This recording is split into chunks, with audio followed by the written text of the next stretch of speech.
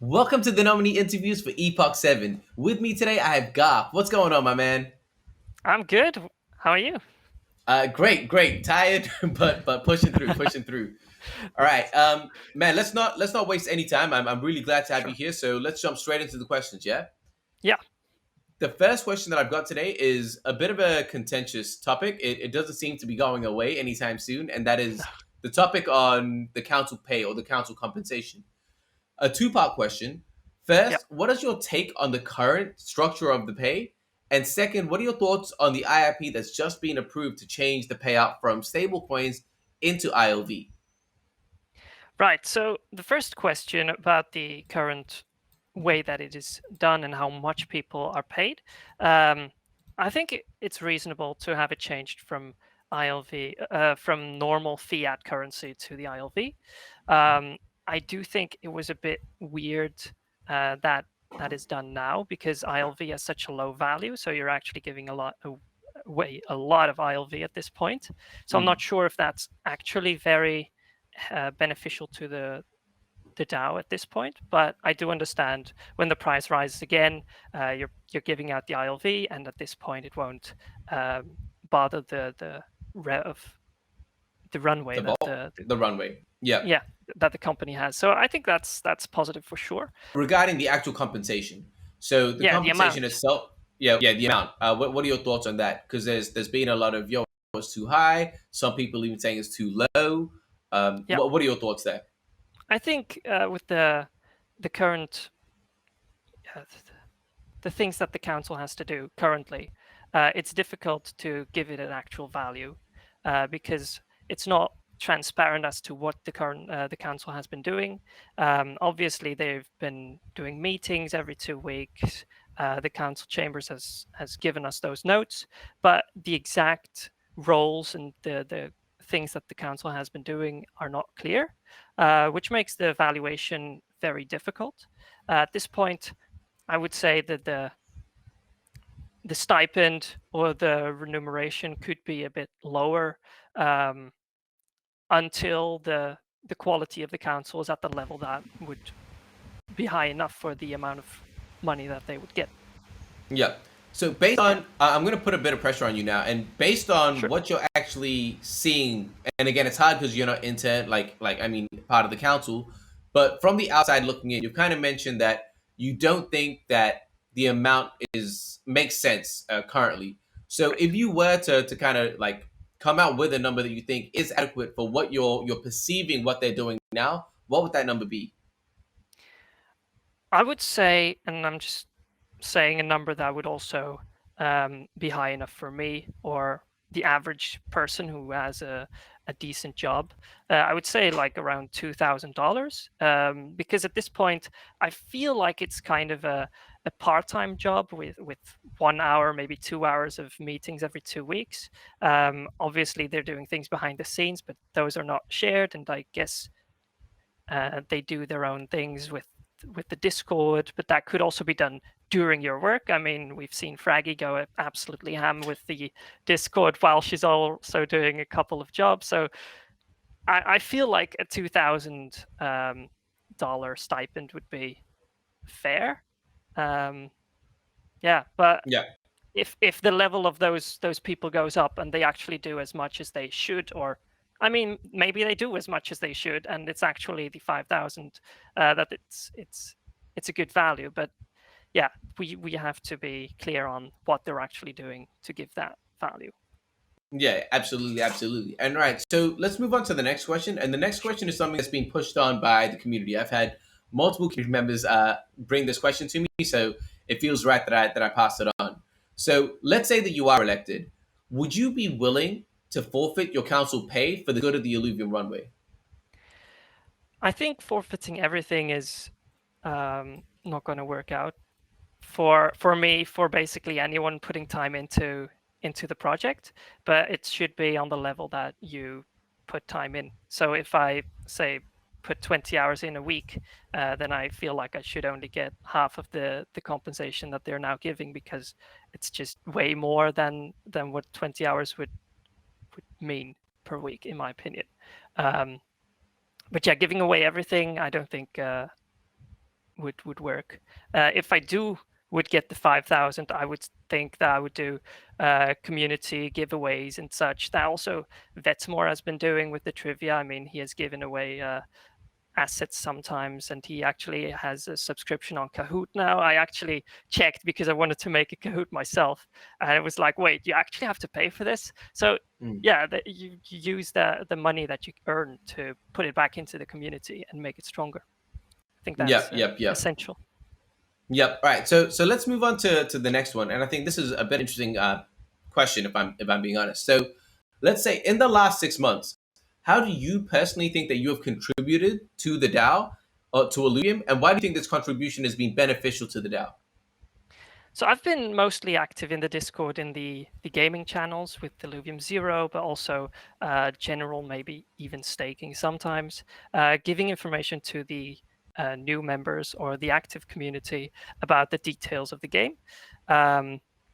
Additionally, I've helped with the patch notes of 2.0, just getting the data correct and helping Ben out when he needed that. So yeah, I've just been trying to communicate with people, getting to know them, socializing, making connections, and staying up to date with the entirety of Illuvium, so that I can be of the most help to the community.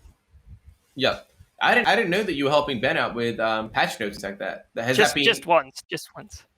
Right. Yeah, in the patch notes it says like with help of Garf, and that was great. Oh, right. Yeah, well, I definitely didn't see that because I didn't look at the patch notes. But all right, cool. Yeah. So the next question, again, I think personally a very, very interesting question. What do you personally believe that the unique value proposition that you can offer that which separates you from the other nominees? I think in the nominees, there are a lot of people who know a lot about governance, finance, managing projects, and moving forward with the project. But there are little who actually are very, very passionate about the game itself. I mean, not saying that they're not passionate, but they just don't know as much as like the internal, the CCs, and they don't put as much value into it, like actually digging deep, understanding how it works, and that's something that I've been trying to get to in the past year, and I feel like I've got that down pat quite a bit. So moving on to the next topic, let's focus a little bit about governance v2. So it does seem like we're closer than ever to having governance v2 proposed. So with that in mind, what do you see as the major flaws in governance v1? And if it were up to you, how would you amend that in governance v2? So in governance v1, we've seen that there is not a lot of clarity between the council and the community. I mean, obviously, there's times that you can talk with the council, but it's difficult because they don't make themselves known too much. Like you have people that read everything, obviously, but they should make it known that they're reading it, that they're being spoken to, that people that they are available to the community. And I think that's a big thing, which actually will be amended in v2 as it is proposed. So I think one of those major flaws will be helped and fixed. So other than that, yeah, what the council has to do, like I said a couple of times, just we don't know exactly what the role entails, and that should be made clear. With government v2 and the different sub councils, obviously they will each have their own role, so that then the roles will be made clear a lot as well. So it will be amended already. I don't know. Yeah, like it's It's a bit hard because it's like some people know about governance v2, others don't. So exactly. It's a bit of a difficult conversation. But all right, so let's move on. Let's say that you do get elected and governance v2 is proposed while you're serving your term, maybe 1 week in or maybe 1 month in. Would you be willing to cut your term short in order to conduct a new election so we're able to transition into v2, potentially risking your position on the council? I think that my position would be mainly around the gaming side and maybe the communication between the council and with the specifically about the games and the community. So if I had to go into government's V2, I think that would actually be beneficial to the council, because I don't have that much knowledge about the entire project, like the government, the finance. I think others like the Raji have a way stronger view on that. But if I'm placed in a sub-council that is mainly about that topic, that's the game or interesting features of that, then I think I will shine a lot better than in the major council. So I think it would be, I would for sure run again, and I'm definitely not against cutting my own Epoch short to go into government V2. And I think that people will even be more obliged Receptive? to have me in the council. Yeah, receptive to me in the council if it's just that part of the council. Yeah, no, absolutely, absolutely. And yeah, I am very excited to see once the government's V2 does kind of come into play and how that changes it. I think it's going to give a lot more opportunities for a lot more people in the community to step up and fulfill a role that maybe like leans more towards their expertise. So I'm excited to see the level of conversation kind of shoot up after that. So again, you've mentioned this a few times now, and we're finally going to address it head on. So the duties of a council member. So let's say that you were to write a formal IIP to clarify the council member's duties, their time commitments, the expectations of the council member. What would be included in an IIP like that? With the pay that they have currently, I think it's a full-time job. People should be active 40, maybe 60 hours a week. Just get things. I mean, people are in the Discord for 60 hours, no problems, even if they're not in the council. So I mean, I think it's a full-time job, and people should make themselves heard in their respective fields. So if you're someone that's great about finance, then you should be in the staking or token chats and make yourself known to the people and give them the feeling that you represent them, because that's what you do. You are the representative of the community. So there are a lot of people that are complaining about that, but like if you just add a reaction, make a small comment that is of value, of course, then it will raise spirits and make this entire process a lot simpler. 40-hour times, duties to the community, or if you're for the whales, right? If you're just there for the big investment funds, then you have the role of addressing that part and giving the ideas of the investment firms to the community, because you need to have those conversations between big players and the small shrimps. Otherwise, it doesn't work, because you have subcommittees that don't talk to each other. How do you govern the entire thing if you have sub groups? That's a bit weird, in my opinion. So 60 hours, like 40 to 60 hours. 40. I mean, that's that's a lot more than most people have said. I'll definitely admit that. But yeah, fair play. It's good that you kind of have your own thoughts and you're kind of running with that.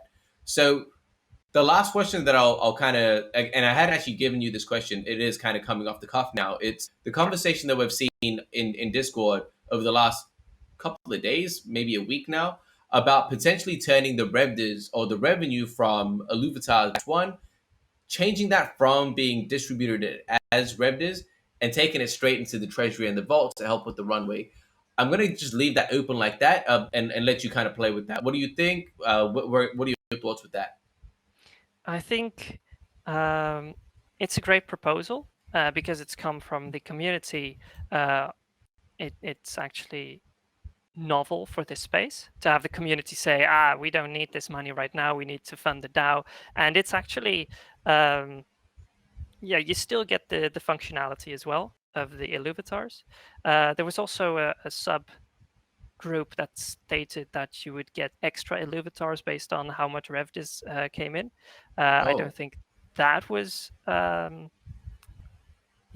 beneficial, but maybe it is. I'm not sure about the exact features of that. I'm